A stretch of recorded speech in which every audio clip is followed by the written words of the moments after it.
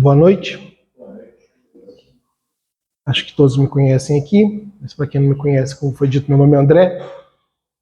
E nós vamos continuar o nosso trabalho junto com Jesus, que é um trabalho que é diário, né? O trabalho não acontece só apenas aqui.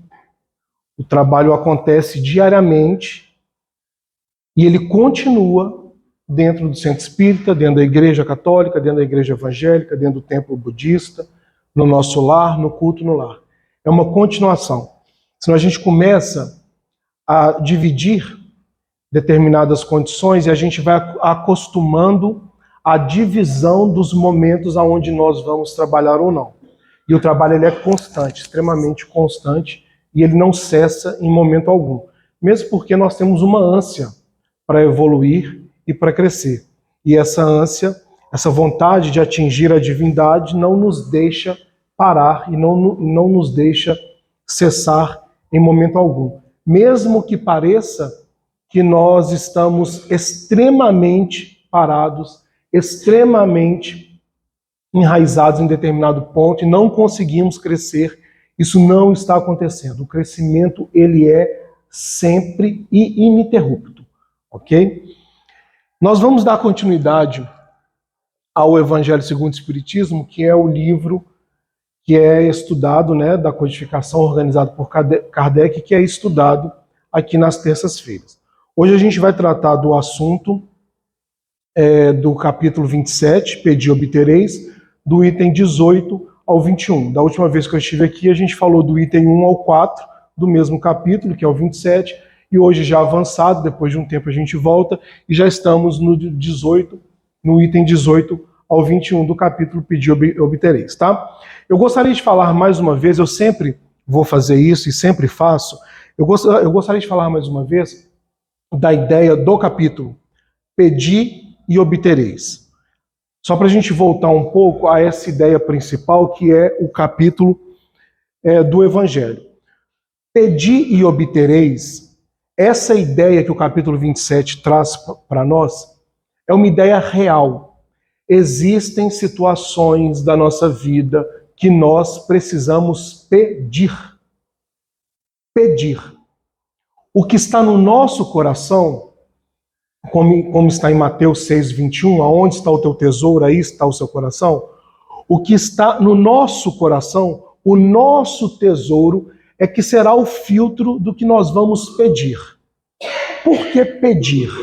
Por que a ideia do capítulo 27 de pedir e obter? Porque pedir em várias situações é o primeiro passo do trabalho. Pedir, antes de pedir, existem uma série de barreiras que precisam ser superadas. Pedir não é fácil. Pedir ajuda não é fácil. Pedir uma ideia, um conselho, uma parceria, um apoio, não é fácil. Quando nós nos orientamos intimamente para pedirmos, o primeiro passo do trabalho já foi feito, que é pedir. Que é a quebra da vaidade, a quebra do orgulho, a quebra do egoísmo, a necessidade internalizada de reconhecimento de que nós estamos precisando de ajuda. Então, muitas das vezes, pedir é uma solução extraordinária. E quando nós pedimos, o trabalho que foi feito antes de recomposição íntima que nos levou a pedir, que nos levou a reconhecer que precisamos de ajuda, que nos levou a entender que algo não está certo, esse trabalho que a gente faz antes, que resulta no pedir, a energia desse trabalho que nos leva a pedir, muitas das vezes carrega a solução para aquilo que a gente está pedindo. Então eu peço, eu me organizo intimamente. Quando eu me organizo intimamente, eu sinto a necessidade de pedir ajuda, porque eu venci o orgulho, o egoísmo e uma parte da vaidade. Quando eu peço, além da ajuda que pode vir com um pedido aos espíritos, à divindade, a Jesus, a Dr. Bezerra, a qualquer um que a gente queira, além dessa ajuda que pode chegar, já existe uma ajuda que começou quando nós estávamos pensando em fazer um pedido, pensando em melhorar, pensando em mudar. Toda vez que nós mudamos as nossas atitudes íntimas para a reconciliação conosco mesmo, um trabalho já está sendo feito. Sem sombra de dúvida. Todas as vezes que eu quero ser uma pessoa melhor, seja para pedir ou para ajudar, o trabalho já está sendo feito, porque eu estou trabalhando intimamente. E quando nós vamos para o item 18 ao 21, nós temos um pedido e uma atitude para aquele que pede. O item 18 ao 21 é a oração, a emanação de energia para os espíritos mortos e sofredores. É isso que está lá no 18. Aí, quando a gente pensa nessa ideia de recomposição íntima para pedir, vamos inverter, tá? Agora a gente vai fazer uma inversão. Toda vez que eu chego aqui, ó, no 18, eu venho ler e falo: vou rezar por uma pessoa morta, um espírito sofredor e tal, aquela coisa toda. Vamos inverter. Agora a gente vai inverter os papéis. Eu estou morto, eu sou um espírito sofredor precisando de ajuda. Aí a gente começa a entender de uma forma diferente o valor de nós nos organizarmos para pensarmos e fazermos as nossas orações para aqueles espíritos ou para aquelas pessoas que nós, às vezes, julgamos ou não que esteja precisando de uma ajuda. O início do item 18, deixa eu ler que fica melhor. Eu vou ler o início do item 18 porque é muito bonito. É muito bonito. Olha só. Os espíritos sofredores reclamam preces e estas lhes são proveitosas. Vamos manter a ideia de inverter, tá? Nós estamos mortos, nós estamos precisando de prece, nós estamos sofrendo por qualquer que seja a situação, independente do grau de dificuldade do problema. Vamos inverter, agora eu vou ler, tá?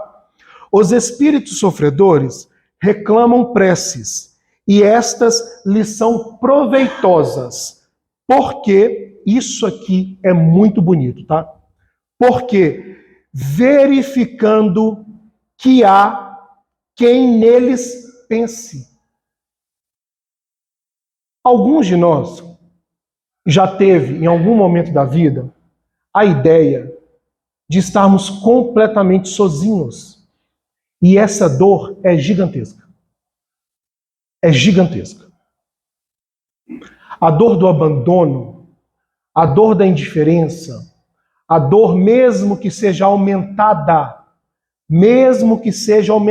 por um desequilíbrio nosso, às vezes não está tão grande assim, a indiferença, mas mesmo que essa sensação de abandono e indiferença seja aumentada pelo nosso desequilíbrio no momento, a dor de se sentir sozinho é muito grande, é muito forte. Então a gente começa a entender um pouco melhor a necessidade de nós olharmos para o lado e mesmo assim olharmos para o lado energeticamente pensando naquele que pode estar se sentindo só. A prece, eu vou continuar aqui lendo. A prece para aquele que necessita de ajuda ou de amparo, para nós quando estamos precisando de ajuda e amparo, a prece figurativamente é muito parecida com um copo d'água para uma pessoa que está andando há dias num lugar que não tem água e essa pessoa está morrendo de sede. Isso é figurativamente uma prece. A sensação de tomar um copo d'água, quando você já extrapolou a sede, não estou encontrando água, não tem água para comprar, não tem água no carro, Aí você vai passando. A gente aguenta a sede até um certo ponto. Chega uma hora que a gente começa a ficar preocupado. Porque não tem água no carro, não tem para comprar, não tem nenhuma bica. Você já começa a tentar achar água em todos os lugares, e mesmo se ela não estiver limpa, você vai lá e vai beber. Se uma pessoa chega com uma garrafinha de água, 500 ml, te oferece, essa sensação de beber a água da garrafa é o que eu encontro, o que eu encontrei até hoje, a sensação mais figurativa, mais ilustrativa, quando alguém que necessita, quando nós necessitamos receber uma prece. Porque a gente precisaria entender, o que eu não vou entrar em detalhes agora por causa do tempo, a força que tem uma prece, a energia que tem uma prece, o conforto que tem uma prece.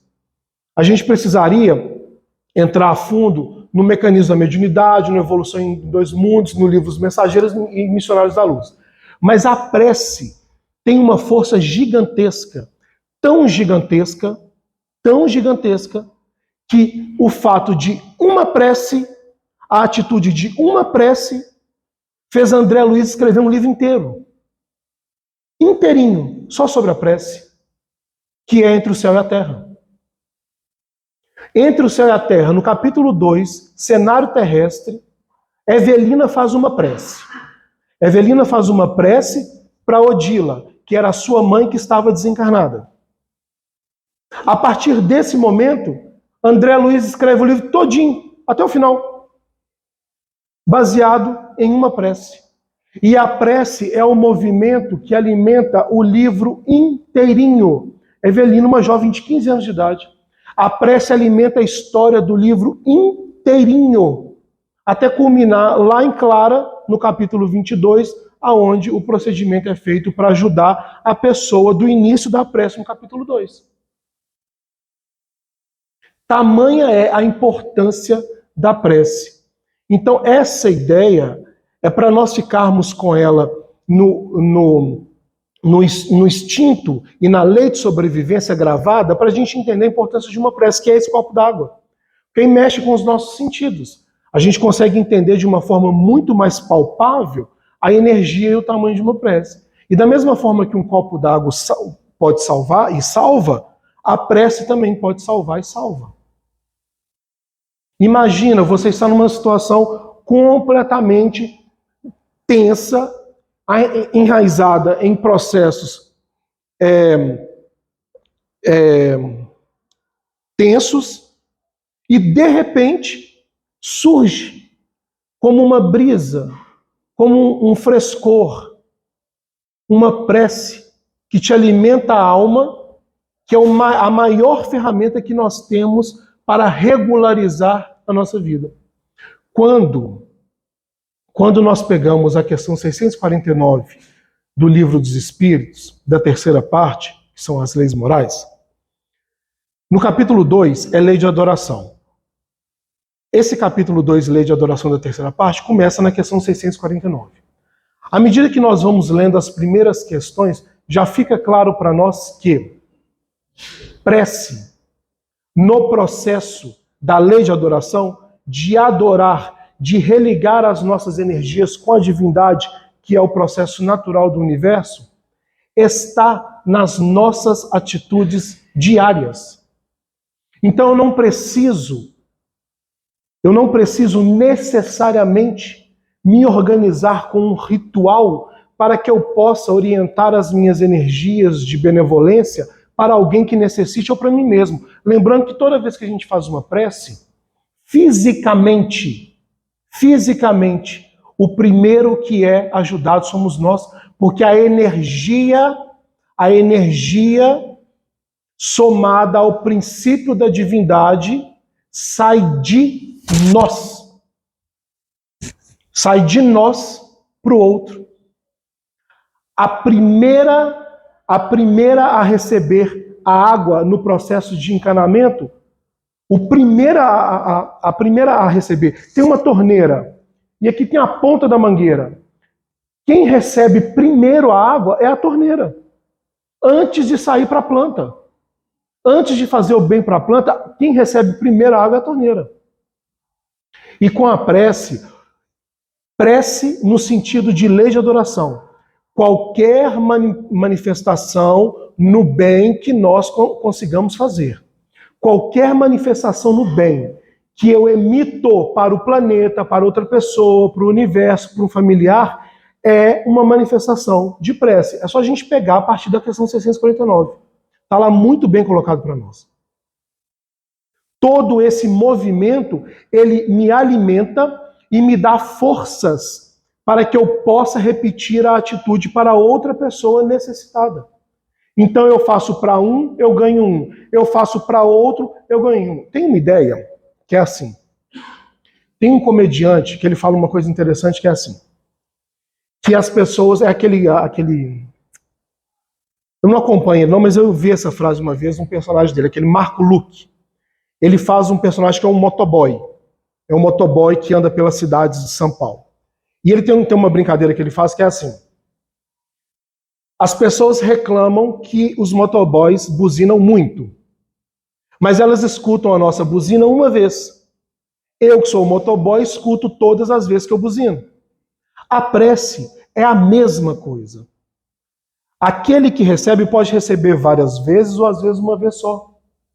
Mas aquele que faz, recebe a energia da prece todas as vezes que ele faz. E isso vai despertando dentro de nós o processo da divindade que todos nós carregamos. Porque no processo de caridade, capítulo 15, Evangelho segundo o Espiritismo, fora da caridade não há salvação. E não há mesmo. Porque caridade, como é a prece, é externar a vontade de evoluir. Ser caridoso é externar a teoria do amor. É o final. É o final para o início do processo evolutivo. Então, quando eu externo qualquer atitude no bem do processo da caridade, eu estou alimentando a divindade que está dentro de mim. E cada vez que eu alimento essa divindade, ela vai ganhando força, ela vai ganhando espaço, até um dia que o processo de prece será exatamente como o capítulo 2 do terceiro livro do Evangelho segundo o Espiritismo. Uma atitude diária normal. Nós vamos andar em prece, nós vamos nos movimentar em prece, nós vamos nos organizar em prece, porque a minha atitude já está interligada com a divindade. Então, quando eu venho com a ideia do movimento da prece para o outro, eu estou também alimentando a ideia do movimento da prece para mim. Deixa eu só terminar aqui, eu não estou enxergando. Quantas horas? 8 e... Falta 5? Alguns anos atrás eu enxergava. Aí eu parei de enxergar e cada vez mais o relógio vai ficando sempre mais distante. E pior que eu tenho óculos, Cláudio, você acredita? Eu não uso. Começar a usar porque o relógio está ficando cada vez mais distante nos estudos. Mas vamos lá. Os espíritos sofredores reclamam preces e essas lhes são proveitosas, porque verificando a quem neles pense, menos abandonados se sentem, menos infelizes.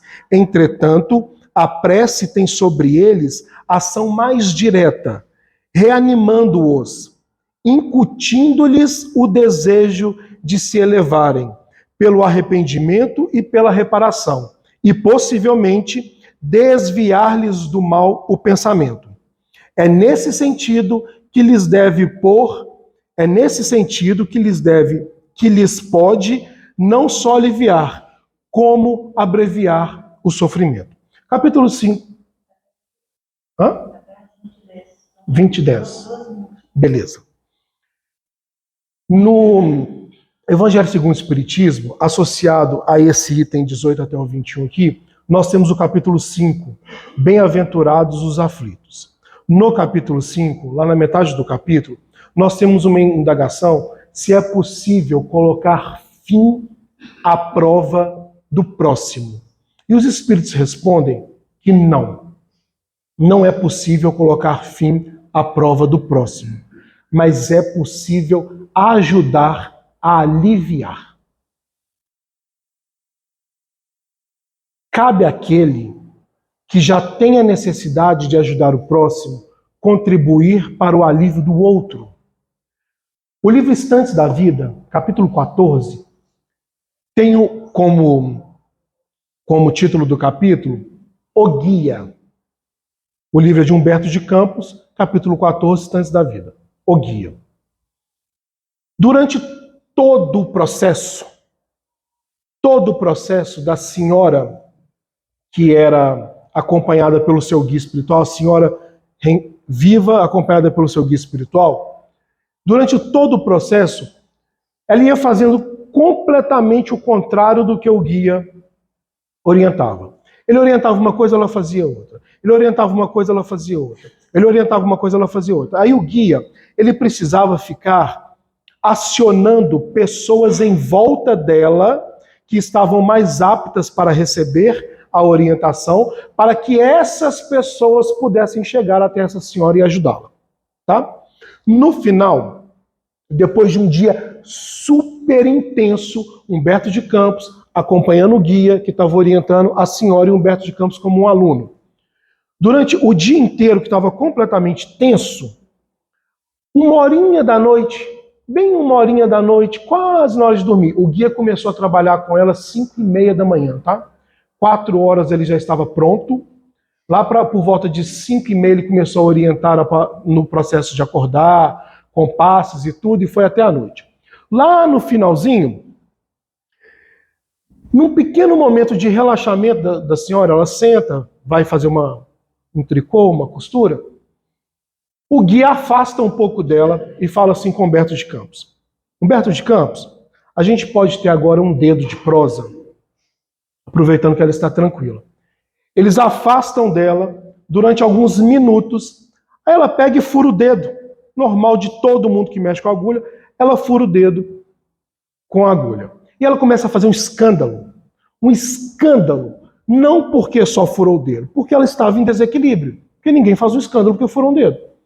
Ela começa a fazer um escândalo. Aí o guia pede licença para Humberto de Campos, pacientemente, com muita educação, e fala assim: você me dá licença? Eu vou agora ter com ela, que eu acho que ela está precisando de mim. Mais próximo.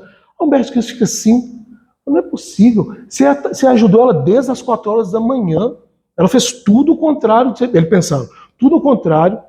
Você ajudou ela o dia inteiro, movimentou essa casa, movimentou a escola, movimentou os amigos do marido, movimentou a moça que trabalha aqui, movimentou todo mundo. Se afasta dela durante alguns minutos, ela fura o dedo na agulha e faz esse escândalo.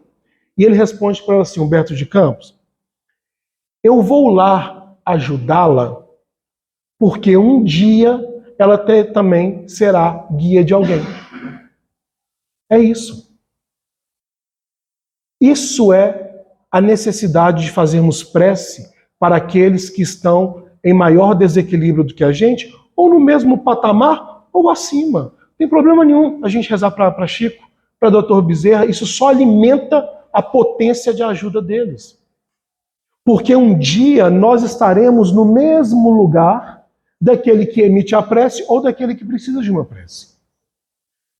E não só porque existe a ideia, né, no processo, como a gente falou no capítulo 5, Bem-aventurados aflitos, não é porque existe uma aflição de um compromisso reencarnatório, de um compromisso existencial com o universo, de um desequilíbrio que eu causei e que vai ser colocado num lugar. Inclusive esse capítulo fala isso também, ele vai decorrer agora em cima disso, tá, gente? A partir do 19 ele vai até o 21 falando exatamente disso, sobre a ideia de acharmos que não há necessidade de ajudar ou de fazermos uma prece por aqueles que sofrem ou aqueles que estão mortos, porque o universo tem todos os planos para cuidar dessas pessoas. Tem sim. O universo tem um plano, a divindade tem um plano para cuidar de todos nós. Mas se nós pudermos oferecer uma ferramenta para agilizar o trabalho, que nós façamos isso. Que nós façamos isso. Por isso que no início eu pedi para a gente inverter. Porque quando nós estamos na situação de risco, é que nós entendemos alguns processos. É muito difícil falar de passar fome sem ter passado fome. É muito difícil falar de esperar 1 quilo de arroz chegar, porque tem uma semana que não come direito, está comendo cacto, está comendo não sei o que lá. É muito difícil a gente falar dessa espera do arroz para colocar no prato e comer só arroz com farinha, se a gente nunca precisou esperar arroz com farinha. Porque tem comida, pode ali no BH comprar. Então é por isso que eu pedi para a gente inverter, para nos colocarmos em situações que muitas das vezes nós entramos. E que muitas das vezes nós precisamos apenas de uma prece, como diz aqui o início, para nos fortalecer. Porque existe um plano do universo para todos nós, isso não tem dúvida nenhuma. Mas se todos nós nos juntarmos para ajudar o próximo, o plano do universo acaba sendo mais rápido.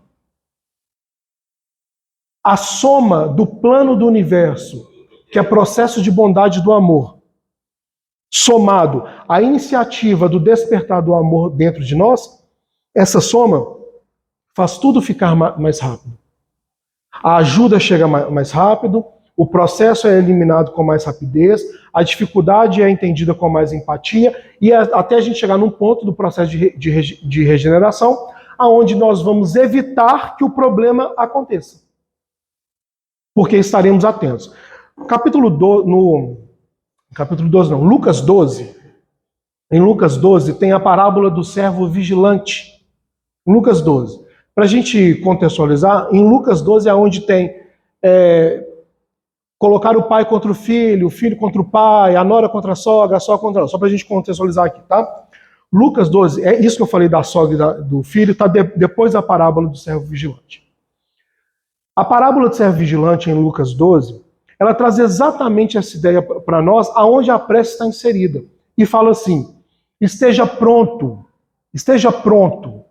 para abrir a porta quando o Senhor chegar. E muitas das vezes, o que a gente precisa para abrir a porta é só uma prece. Existem situações na nossa vida que só a prece pode ajudar no momento. E nós estamos passando por um momento que eu não tenho dúvida nenhuma que nós não tenhamos percebido que só a prece vai poder ajudar. Eu estou falando da política, do meio ambiente, processo econômico, da saúde, processo alimentar, que chama de risco e segurança, né? Só a prece, em alguns momentos, num plano maior, é que vai poder ajudar. A minha parte eu tenho que fazer. A minha parte ativa, como caridade, a minha parte ativa, que é uma prece em movimento, eu tenho que fazer. Oferecer o copo d'água, eu tenho que oferecer para mim e para quem estiver precisando. Dividir as forças para ajudar. Agora, existem situações que só a prece pode ajudar. No caso da Evelina, do livro Entre a Terra e o Céu, só a prece podia ajudar. Só a prece podia ajudar a Odila. E foi a prece que ajudou a Odila. Nada mais tinha dado jeito. Tentaram aqui, tentaram ali, e não deu. A prece foi o start de tudo e depois as outras forças chegam. Porque a gente já abriu a porta. A gente já estava preparado para abrir a porta quando o Senhor chegasse. Então a prece, ela é esse movimento de recuperação, esse movimento de auxílio, esse movimento de ajuda. Em algumas situações mais específicas, a gente pode atuar, mas em outras não tem a menor condição. Então fica aqui, gente, a minha ideia. Eu falo muito, em momento algum, eu nem perguntei se tem alguma dúvida, então a gente tem alguns minutinhos. Tem alguma dúvida? Ficou claro a ideia que foi transmitida sobre o processo e a necessidade da prece, nesse sentido de inverter a ideia para nós sentirmos exatamente o que é a necessidade de uma prece? Porque é força real, tá, gente? A prece é força real. Eu recomendo que nós tenhamos uma ideia voltada. Eu perguntei e vocês viram que eu não parei de falar, né? Então deixa eu pausar. Ficou alguma dúvida? Tá claro? Tá tranquilo? Eu faço a pergunta e eu não paro para... Então eu vou parar, ok? Nem que eu espere alguns segundos. Então, que nós tenhamos essa ideia da função da prece, porque é uma forma de ajudar da onde nós estivermos, no momento em que nós precisarmos. E outra, todo aquele todo aquele que de alguma forma encontra-se em desequilíbrio, independente se ele nos irrita ou não, se nós começarmos a fazer o trabalho de prece, principalmente para aqueles que nos irritam, a gente vai começar a entender um outro patamar do processo de caridade, que é o capítulo 12 do Evangelho segundo o Espiritismo. A gente vai começar a entender uma outra ideia do que é fazer uma prece, mesmo nós não estando no local de conforto para nós. Que é rezar por aqueles que nos irritam, por aqueles que eu vejo na televisão, pelo meu vizinho e por aí. O livro Ceifa de Luz, no capítulo 52, intitulado Família Espiritual, traz exatamente essa ideia para nós. De nós nos preocuparmos com a saúde íntima para que possamos estar preparados para ajudar aquele que não tem compatibilidade conosco. Muitas das vezes nós temos que nos preparar para quando o pedido de ajuda chegar. E muitas das vezes o preparar envolve o processo de prece que já vai fazendo uma interligação entre os meios e vai suavizando os campos até quando o processo final chegar e o encontro estar praticamente resolvido com as suas pequenas diferenças sendo colocadas à posta. Tá bom? Quero agradecer a ideia. Se caso tiver ficado alguma coisa não muito clara, depois, em outra oportunidade, a gente conversa um pouco mais sobre isso, a gente vai inserir em outros estudos, e que nós tenhamos uma boa noite de trabalho, uma boa noite de estudo, e a continuação do trabalho, que ela seja eterna para a satisfação de nós no futuro que nos aguarda de regeneração. Obrigado.